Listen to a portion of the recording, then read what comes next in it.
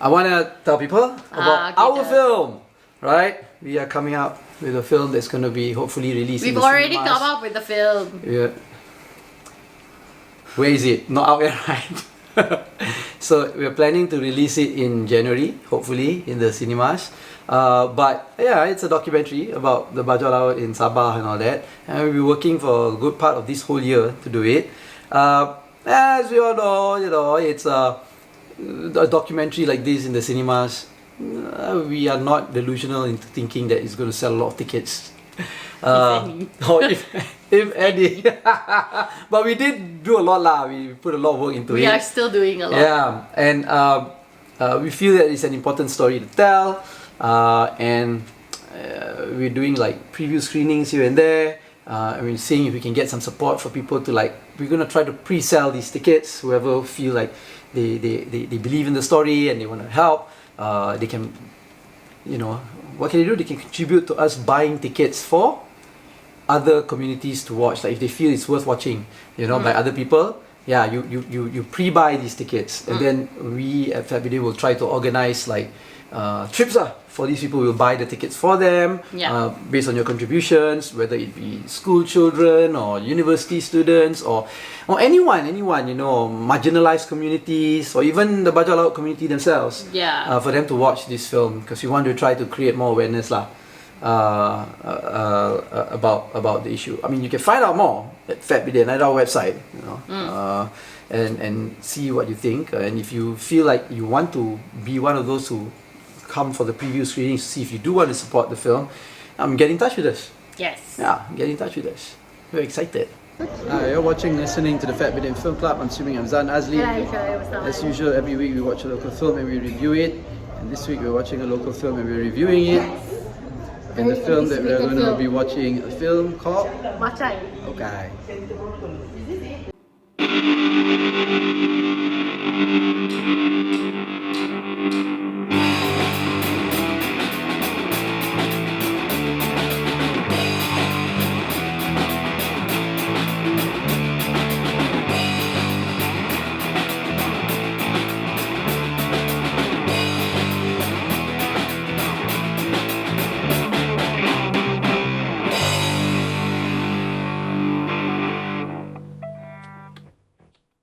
Okay, so we watched Macai. Yes. And Macai is directed by Sanjay Perumal. Yes.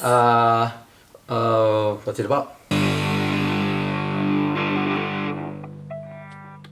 Macai is about Siam, who is this drug pusher who lives in this fictional place called Lingapura, and he seems to be like a pretty successful drug pusher until one day his drugs go missing, and then he has to find a way to pay back the drug lord, Ibu, played by Susan Lancaster, and he like goes on this misadventure, shall we say, to kind of find the 30,000. That's what the story is about. Yeah. Yes. Alright, so what do we think about the film? Okay, so I really like this film. I'm a huge fan of Sanjay's ever since Jagat, and then after that I got to see some things he made before Jagat, and then I realized that Sanjay is he's the kind of storyteller that really like puts his entire like heart into the story. And Jagat took 10 years to make. This Macai also seems to have taken 10 years to make, and you can see the maturity in the filmmaking, in the difference between Jagat and this one. This one is it's got a nice flow to it. I thought it was a very nice linear story. Jagat at times can feel very montagey. I don't mean to be comparing it, but I guess I will be lah. But I like this one because it's a little bit more linear. There isn't like blocks of kind of scenes that don't really relate to each other. Everything is tied together very nicely. I like that the story is actually a very simple story, but then all the chaos happens basically because it's just life. Life happens. It's never as simple as you think it's going to be. Like they say, okay, never mind, we'll just do this one thing, and then suddenly their plan fall already, and then they have to improvise, and then it just basically spirals out of control lah. The character development of the main guy, Abang Siam, is also, I feel, done very nicely, because he goes from this unfeeling drug pusher to someone who is then conflicted about crime and how far you're willing to go, who then becomes kind of a, I don't really want to say repentant, but I feel like he was kind of repentant towards the end, human character lah. So I really like that. Yeah, I don't know if there were, I really like that the film kind of keeps you constantly engaged, because you cannot predict what's going to happen next, you know. There were a lot of these moments in the film where you can see that the director is teasing you, because it's like, oh shit, is something going to happen now? But actually nothing happens after that. Like it kind of like lepas, you know, which I thought was nice. I was very stressed throughout the entire film. Dude, why? I was so stressed because I felt like it was such a stressful watch, because you're just constantly wondering if something bad is going to happen to them. But there was a nice, not really a nice payoff, but the relief at the end was worth it lah, when you go through the entire like kind of cycle. So I really, really liked the film. Yes. Yeah, I think this is a very good film. Yes. It's one of the best films to come out this year. It's a very good film. Very realist. If you're going to compare to all, he did, Jagat was good, right? But he did make one after Jagat that was quite bad. And we said it was bad. Remember, we were willing to review here. Remember the one about the guy who wants to be a filmmaker? We didn't review it because it never came out in the cinemas. Then why we saw it, right? And then we were talking about it. We talked about it, but we never reviewed it. So it was between us. Yes. Yeah, that one we felt was a little bit self-indulgent. Yes. And then this one comes out lah. Macai comes out. Macai is great. It's a different style from Jagat, and it's very realist, you know. Handheld everywhere. There's no non-linear structure to the narrative. It's very chronological. It's easy for people to understand also lah, the film. You know, you don't have to think so much and all that, because everything's happening. It's fed to you lah. It's fed to you, which is quite nice. Watching this film and watching these three characters in that film, right, makes me think that, you know, the lesson is never listen to your friends, because your friends can be stupid. Dumb. Yeah, so never. So you know how like Sanjay has this reputation of always trying to portray how the Indian community is in Malaysia, right? From this, if that is what he's trying to say, he's trying to say that the Indian community in Malaysia are very they're very easily influenced. You know, and they listen to their friends so much. Yeah, the undertone of desperation is definitely there. The bias also towards the community is there, but this he simplifies this idea of like they're trying to get rich quick always. Yeah, so that's the thing. So if there is supposed to be an implication of desperation, right? We understand it because we are Malaysians, right? And actually, I wouldn't even say all Malaysians will understand it. No. People who are out of touch with the different ethnic communities in Malaysia might not even get the fact that, you know, there's underlying desperation. There's an underlying desperation from the community lah. Yeah. You know? So I don't know, maybe he should have made it a little bit clearer if he wanted people to get that. But then again, you know, you don't want to make things easy for the audience also, right? Yeah. Then you make a mainstream film lah. So yeah, I like it. The tone is great, pacing is great, directing is great, acting is not bad. I have a problem though with the way it ended, right? Because I think if you're gonna have the film was so realist throughout, right? And then suddenly at the end, okay, number one, I've got a problem with how this Siam, right? Suddenly turning point. Because throughout the film, there is no indication for me to show that he's repented or he's regretful or anything like that. Because he constantly does bad things.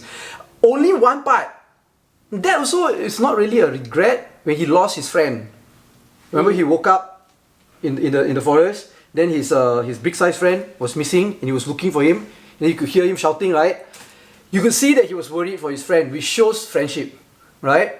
But I don't know if that was motivation enough for him to like turn. Okay, now I'm good, or now I regret already lah.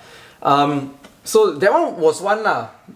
And another was the surreal ending, the sudden surrealism that was injected at the end, which I felt was a little bit unnecessary. You don't have that also, the story finishes as how you understand it. You know? Putting that in was, I don't know what the intention was. Artistic choice. Yeah, fine, but okay, an artistic choice needs to be based on something. You know? So I don't know. Maybe there was something that I didn't understand why Sanjay wanted to put that ending like that. I didn't get it lah. No, I get that surrealist scene, right? I get what the meaning of that whole scene is, how it's at the end of the film and why it's supposed to be there and all that, right? For the story, I understand, but I felt it was unnecessary. It was just ending it twice, I felt. You know, but look, this is one of the best films to come out this year lah. You know, and we went to one of the earlier showings, and there were a lot of people there. So I actually saw indications of his road to repentance or whatever, but I think it was quite subtle lah, because he was constantly second guessing these plans. He was constantly getting frustrated that people were treating this like a joke. It was clear that the desperation to return the money was why he was going along with this. He didn't want to really be partisan in these crimes that he was complicit in committing. And then like as it escalates, right, you can see him get more and more frustrated with the fact that it is escalating. Yes, I saw that, but I felt that was more a rivalry between two alpha males. Because I didn't see it like that. Because the crime that this other guy suggested to him to make the money to pay Ibu, right, is so like insignificant compared to the crime that he was already existingly doing. I don't know. He was a drug pusher, you know, which is like, you harm people's lives, man, when you deal drugs. Yeah. This guy comes, this stranger or his friend's friend comes, suggests something more Robin Hood like, you know. But he was like, I can't do that. Why? Because, who's this guy? Because from the beginning already, the tone for me between the two of them was like, I'm better than you. No, I'm better than you. I've got a bigger dick. No, I've got a bigger dick. Kind of thing. No, you know? I really felt like the guy, Jack, the guy who's suggesting all these crimes and is honestly doing the dumb crimes, is more a portrayal of like a asshole career criminal. A guy that just does any sort of crime. He's like open to doing any sort of crime. Whereas our bro is like, he is very far removed from the effects of his drug pushing, and so he doesn't feel like it's such a big crime. He feels like it's just cari makan only. It's what I feel was being portrayed lah. Yeah. So like that's why I felt I could see the arc, I think. Yeah. Because to me, no lah, because again, what's his name? Siam and Jack, right? Jack is the one who's, I want to be a gangster, but not really. Because the plan that he suggested, right? At the end, he didn't even think it through, and it was a failure, right? Because whatever they wanted to go and rob or whatever, that day tak ada orang, you know. Yeah. So whereas Siam is a career criminal. He's got connections. He works for a big drug lord, right? The way he structures his life, where he lives in a hotel room, you know, he doesn't have a family. He has a strategy of how he delivers drugs to Singapore and things like that. Suggests that he is intentionally in this career, you know. So that's why I think when Jack comes in with all like, I am so cool, I am macho, I will pay for your beer. You know, I can settle your problems. Look at my yellow Volvo. you know, he's the one who is like a wannabe lah, like a wannabe gangster lah. So that's why I felt like Siam was like, who's this wannabe gangster? You know. Look at my yellow Volvo. It's just such a line. Yeah, because I can't deal with it. So Anyway. that's why all the frustrations that Siam was feeling, to me was him looking at this Jack like, what the hell are you doing lah? You know, Stupid you girl. don't know anything. You're dumb. You're stupid. But I'm desperate. I need the then money, he follow and what I the need it. stupid I need girl it because I got to pay this ibu. If not, I'll die. Right? So we'll go with it. But he gets frustrated along the way lah. So that's why I didn't get an indication of, oh, these are all like trigger points for him, like cumulatively is going to make him feel regret or anything like that. It was just him being irritated by this one, this stupid dumb Interesting. guy lah. Interesting. Yeah. Okay, so will you tell people to watch the film? I will tell people to watch it. Yes. Yeah. Watch this film and then like come up with your own. I want to say congratulations to Sanjay, you know, Sanjay, because yeah. if you spend so long making a film when it comes out, I'm sure it feels a bit satisfying. Yeah. But yeah, please go watch this film. Go watch this film. It's a yeah. really good film.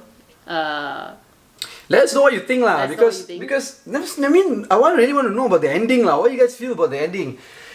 And let us know Yeah. whether you see the redemption arc or you just see it as alpha males kind of dick posturing. Yeah, okay, so like this video. Oh yeah. So like this video, don't like this video, subscribe to our channel, follow us on all our social media platforms at FAT BIDIN, or go to fatbidin.com to get everything. You've been watching and listening to the FAT BIDIN Film Club. I'm assuming I'm Zan Azli. And I am Charlotte Ustawan.